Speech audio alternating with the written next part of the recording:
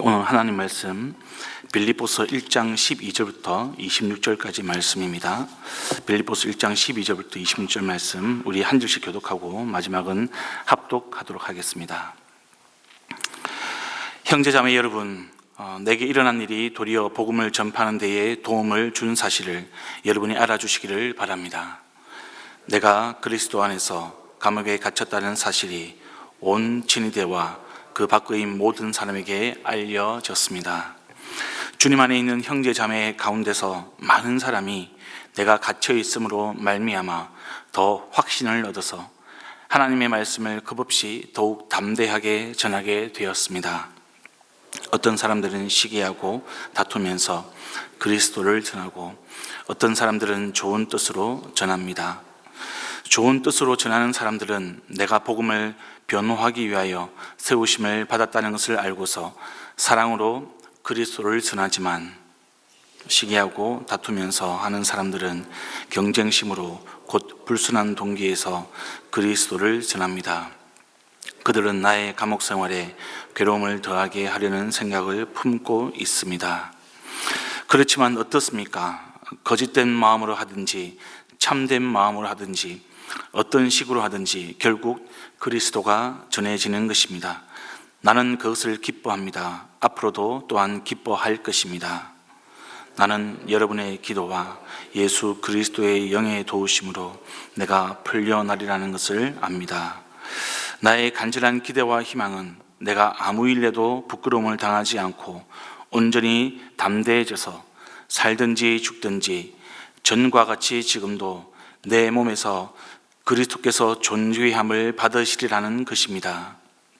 나에게는 사는 것이 그리스도이시니 죽는 것도 유익합니다. 그러나 육신을 입고 살아가는 것이 나에게 보람된 일이면 내가 어느 쪽을 택해야 할지 모르겠습니다. 나는 이 둘 사이에 끼어 있습니다. 내가 원하는 것은 세상을 떠나서 그리스도와 함께 있는 것입니다. 그것이 훨씬 더 나으나 내가 육신으로 남아있는 것이 여러분에게는 더 필요할 것입니다. 나는 이렇게 확신하기 때문에 여러분의 발전과 믿음의 기쁨을 더하기 위하여 여러분 모두와 함께 머물러 있어야 할 것으로 압니다. 함께 있습니다. 내가 다시 여러분에게로 가면 여러분의 자랑거리가 그리스도 예수 안에서 나 때문에 많아질 것입니다. 아멘.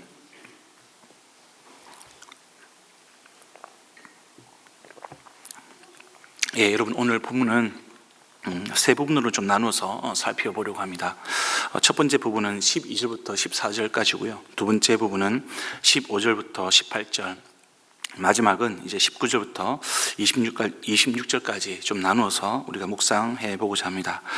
여러분, 12절부터 14절까지 보시면 내게 일어난 일이 나옵니다.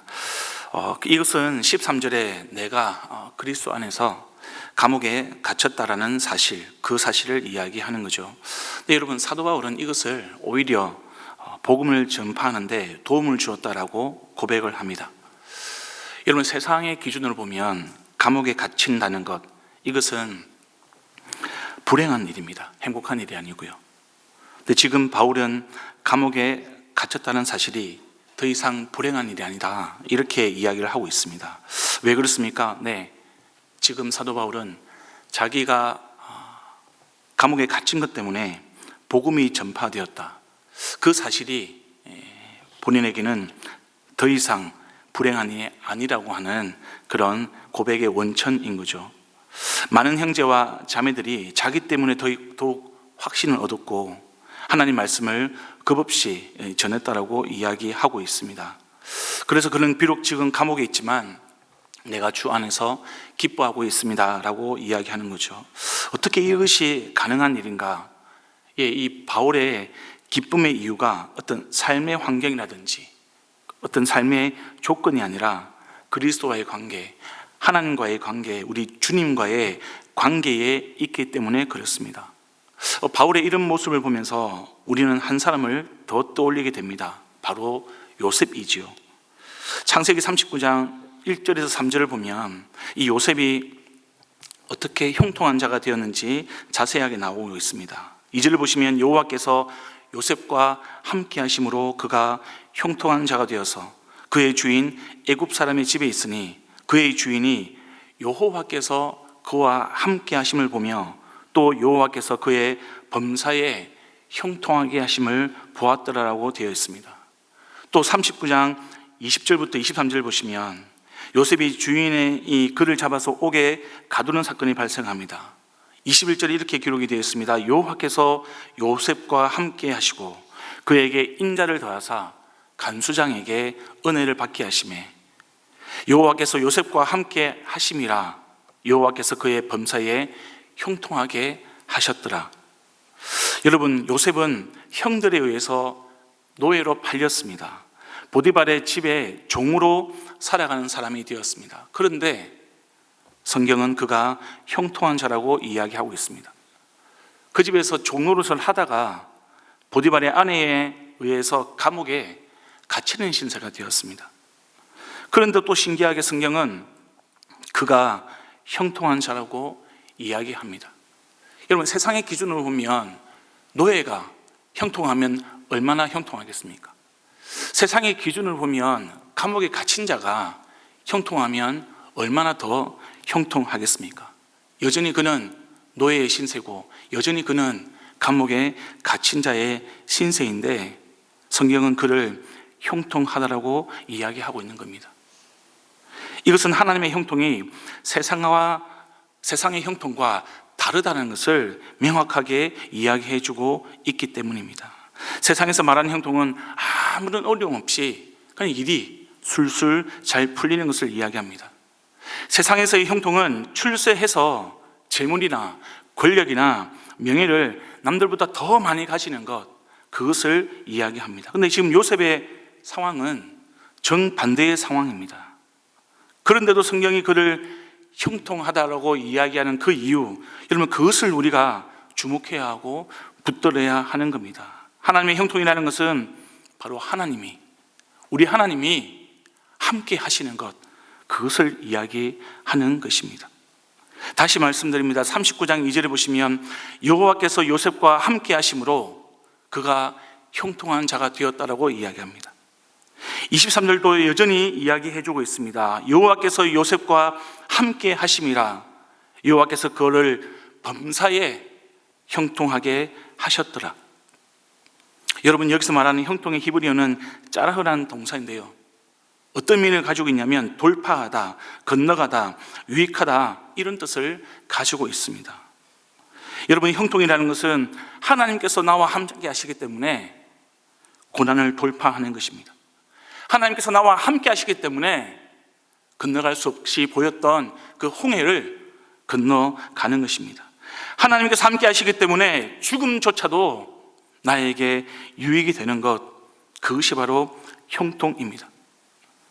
여러분, 우리는 기억해야 합니다. 하나님이 함께 하시는 자, 그가 이미 형통한 자입니다. 오늘 본문의 바울도 마찬가지입니다. 죽음조차도 자기에게 유익하다라고 이야기하는 그 바울의 고백, 감옥에 갇혀 있는데 더 이상 그것이 자기에 있어서 불행이 되지 않는 인생, 그에게 중요한 것은 그가 그리스도 안에 있다라는 겁니다. 하나님이 함께 하시고 있다라는 겁니다. 그리고 그를 통하여서 주 안에 있는 형제와 자매들이 그리스도의 복음을 담대하게 전하는 것, 이제는 그것이 그 바울의 인생 가운데 가장 중요한 것이 되었다라는 겁니다. 여러분, 제가 작년에 타지키스탄으로 단기 봉사를 다녀왔습니다. 아프가니스탄 한 가정을 방문했습니다. 그들은 난민이었습니다. 언제 추방당할지, 언제 그곳에서 어떻게 될지 모르는 인생들이었습니다. 그 가족 가운데 딸과 아들이 한 명 있었습니다. 그 딸이 이렇게 고백을 합니다. 내가 비록 난민이지만, 내가 비록 내일 어떻게 될지 모르는 인생이지만, 내가 믿는 그리스도로 인하여서 저는 감사합니다. 비록 난민이지만, 비록 열악한 상황 가운데 살아가는 자신의 인생이지만, 자신의 인생을 예수 그리스도 복음 전하는 일에 사용하고 싶습니다. 그것을 위해서 기도해 주십시오. 성도 여러분, 우리의 형편과 우리의 상황보다 더 중요한 것은 하나님이 나와 함께하는 것, 그것이 우리에게 있어서 가장 중요한 사실입니다. 우리가 주 안에 있다는 사실, 그것이 여러분 우리 인생을 살아가는 그 모든 나날들에 있어서 가장 중요한 사실인 것입니다. 우리를 통해서 주의 복음이 전파될 것입니다. 주 안에 있는 우리를 통해서 우리가 어떤 형편에 있더라도 주님은 우리의 삶을 사용하셔서 당신의 복음을 전파하시고요, 우리 인생 가운데 또 우리가 어느 곳에 있든지 주님께서 함께 하실 때 하나님의 나라를 우리 가운데, 세상 가운데 펼쳐 나가실 것입니다. 여러분 15절부터 18절까지 말씀 보도록 하겠습니다. 15절부터 이상한 일이 발생을 합니다. 아니, 같은 공동체에 있는데 어떤 사람들은 시기하고 다투면서 그리스도를 전합니다. 이 사람들은 경쟁심, 불순한 동기로 그리스도를 전합니다. 누굴 향해서요? 예, 바울을 향해서. 반면에 어떤 사람들은 좋은 뜻으로 그리스도를 전합니다. 이 상황에 대해서 바울은 지금 어떤 시기든지 그리스도만 전해진다면 내가 기뻐합니다. 그리고 앞으로도 기뻐할 것이라고 고백을 하고 있습니다. 여러분, 그런데 저는 이 바울의 모습을 보면서, 아니, 바울이라는 사람이 원래는 이런 사람이 아니었는데 어떻게 이렇게 변화되었지? 라는 생각이 들었습니다. 바로 그를 변화시키시는 복음의 능력, 하나님의 손길을 오늘 빌립보서를 통해서 보게 되는 것이죠. 제가 아는 목사님이 이런 말을 한 적이 있습니다. 제가 복음 외에는 다 양보할 수 있는 그런 목사, 그런 성도가 되면 참 좋겠습니다. 저도 신앙생활을 하면서 점점 신앙의 경륜이 쌓이고 연수가 쌓이면서 그 목사님의 말씀이 너무나 자주 생각납니다. 그리고 공감이 됩니다. 여러분, 우리가 복음 외에는 다 양보할 수 있는 그런 그리스도인이 되면 참 좋겠습니다. 네, 여러분, 지금 바울이 처음부터 이런 사람이었느냐? 아니, 그렇지 않다는 거죠. 지금 빌립보서에 나와 있는 이 바울의 고백, 이 바울의 모습은 복음을 통하여서, 예수님을 통하여서 성화된 모습이었습니다. 원래 그는 이런 사람이 아니었습니다. 여러분, 아마 디스크라는 성격 유형을 잘 아실 겁니다. 다혈질, 담즙질, 우울질, 점액질 이렇게 나누어 가지고요, 성격을 유형을 이렇게 구분하는 건데, 바울은 그 가운데 담즙질에 속하는 인물입니다. 이 담즙질은 주도형이라고도 이야기하는데요, 의지가 강한 사람, 독립적인 사람, 그리고 계획적이고 의도적이고 집요한 성격을 가진 사람, 담대하고 주도 면밀하고 일과 성과 중심적인 그런 사람을 이야기합니다. 바로 바울이 그런 사람이었습니다. 이런 사람들은 지는 것을 싫어하고요, 반드시 이겨야 직성이 풀리는 그런 성향의 사람들입니다. 때로는 사람들을 잘 용서하지 못하고 자기에게 밑보이는 사람, 그 사람을 끝장을 보려 하는 사람, 바로 그런 사람이 이 바울의 속성을 가진 사람이라고 이야기합니다. 예, 그는 분명히 사역 초기에 이런 성격을 가진 사람이었습니다. 1차 전도 여행을 다녀왔는데요, 자기와 함께 갔던 마가가 중간에 돌아오니까 이 마가를 향하여서 비난을 합니다. 싹수가 노란 사람으로 낙인을 찍고서 2차 전도 여행 때는 아예 데리고 가지 않습니다. 이 사건 때문에 여러분, 위로의 아들 바나바라고 불릴 만큼 그렇게 온유했던 그 요셉과 심히 다투고요, 오랫동안 그와 함께 같이 동역하지 않았습니다. 그뿐만 아닙니다.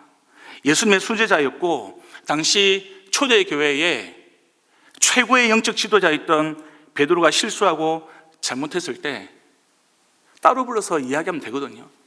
근데 그렇지 않고 많은 사람들 앞에서 그를 몰아세우고 그 잘못을 지적하고 정죄했던 사람, 바로 그 사람이 바울이라는 사람이었습니다. 그랬던 그가 지금은 내가 복음 외에는 내가 다 양보하고 포용할 수 있습니다. 완전히 다른 모습을 보여주고 있습니다. 여러분, 이런 바울의 모습이 우리 공동체 안에서, 우리 교회 안에서 저와 여러분의 모습이 되기를 소망합니다. 우리가 생각이 달라도, 성격이 달라도, 미숙한 모습이 있어도, 심지어 우리가 정치적인 성향이 달라도요, 함께 주의 복음을 전파하는 우리가 동역자로서 주 안에서 서로 포용하는 그런 구원의 은혜, 그런 성화의 은혜가 풍성하기를 우리 주님의 이름으로 축복드립니다. 마지막으로 여러분 19절부터 26절 말씀을 보면 바울은 이렇게 고백을 합니다. 내가 풀려날 것임을 잘 알고 있습니다. 근데 여러분, 그는 감옥에 있든 감옥에 풀려나든 더 이상 거기에 연연하지 않습니다. 그의 간절한 기대와 희망이 무엇입니까? 네, 아무 일에 부끄러움을 당하지 않고요, 온전히 담대해져서 내가 살든지 그냥 죽든지 나의 몸에서 그리스도께서 존귀함을 받는 것, 그것이 이 바울의 기대와 희망이 되었습니다. 그는 감옥에 갇힌 것을 부끄러워하지 않습니다. 그가 부끄러워한다면 복음을 부정하는 삶, 그 삶을 부끄러워하는 것입니다. 사는 것이 자기가 아니라 그리스도라고 이야기합니다. 죽는 것도 유익하다고 이야기합니다. 이런 바울의 믿음 너무나 멋지고 너무나 존경스럽습니다. 그러나 성도 여러분, 우리라고 해서 다를까요? 저와 여러분이라고 해서 이 바울과 다른 삶을 주님께서 원하시는 걸까요? 그렇지 않습니다. 바울과 동일합니다.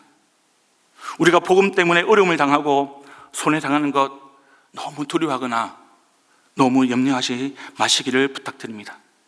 내가 하나님 뜻대로 살아가는데 그 결과가 내가 원하는 것이 아니라고 하였어요. 설사 그것이 지금 바울처럼 죽음이라 할지라도 여러분과 기뻐할 수 있는 믿음을 가지기를 소망합니다. 왜냐하면 바로 그 삶이 순교적인 삶이기 때문에 그렇습니다. 예수님을 믿는 우리가 누구입니까? 네, 죽음의 권세를 이기는 사람들입니다. 우리가 누구입니까? 예수님의 이름으로 부활하는 사람들입니다. 그래서 여러분, 우리는 말씀대로 살다가, 주님의 뜻대로 살다가, 복음을 전하다가 때가 되면 죽음이라는 문을 지날 때에 더 이상 죽음이, 더 이상 고통이 우리를 어찌할 수 없는 하나님의 장막에 영원히 존재하는 그런 사람들이 바로 저와 여러분입니다. 사도 바울이 원하는 것은요, 다른 것이 아니었습니다. 세상을 떠나서 그리스도와 함께 있는 겁니다. 가끔씩 이런 생각 들 때가 있지 않습니까? 정말 빨리 주님께로 가고 싶다. 그럼에도 불구하고 지금 바울은 교회를 위해서, 성도들의 발전과 믿음의 기쁨을 위해서 주어진 육체의 삶을 기쁨으로 살아가기로 다짐하고 고백하고 결단하고 있습니다. 이제 바울에게 있어서 죽음의 문제는 더 이상 시험거리가 아닙니다. 바울은 로마 교회 성도들에게도 동일하게 이렇게 고백을 합니다. 로마서 14장 8절 맞습니다. 우리가 살아도 주를 위하여 살고 죽어도 주를 위하여 죽나니 그러므로 사나 죽으나 우리가 주님의 것입니다. 저와 여러분이 이런 믿음으로 오늘 하루 살아가기를 소망합니다. 주님, 내가 살아도 주를 위해 살겠습니다. 그리고 죽어도 주를 위해 죽겠습니다. 함께 기억하며 한 걸음 한 걸음 믿음의 삶을 살아갈 수 있도록 우리 함께 기도하기를 원합니다. 우리는 사나 죽으나 다 주님의 것입니다. 성도 여러분, 함께 기도하겠습니다. 말씀을 기억하면서 하나님, 사도 바울의 고백이 나의 고백이 되도록 도와주십시오. 입술의 고백만으로 머무는 것이 아니라 내 삶의 처음부터 끝까지의 삶이 이 바울의 인생처럼 변화되는 인생, 복음의 능력으로 살아가는 인생, 그리고 사나 죽으나 내가 주님의 것입니다라고 고백하는 인생, 그 인생이 되도록 주님 도와주십소서. 내일 목장 연합 예배를 위해서 기도해 주시기를 부탁드립니다. 예배 가운데 말씀을 통하여서, 그리고 그 예배의 전 시간을 통하여 우리가 주님과 함께하는 그 은혜, 그리고 그 주님께서 함께 하심으로 우리 모든 성도님들의 고백이 우리는 사나 죽으나 주의 것입니다. 그 고백이 터져나올 수 있는 예배가 되도록 함께 기도하면 좋겠습니다. 교회 일정을 위해서 함께 기도해 주십시오. 이제 바자회가 진행이 될 예정입니다.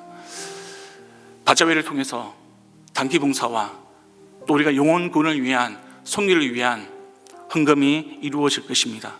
그 모든 과정들을 통하여서 사도 바울의 고백이 우리 공동체를 가득 채울 수 있도록 하나님 역사하여 주시고, 우리 은혜선물교회의 모든 VIP들, 구원이 필요한 모든 영혼들을 향하여서 우리가 사도 바울처럼 복음을 전하는 귀한 공동체가 되도록 도와주십소서.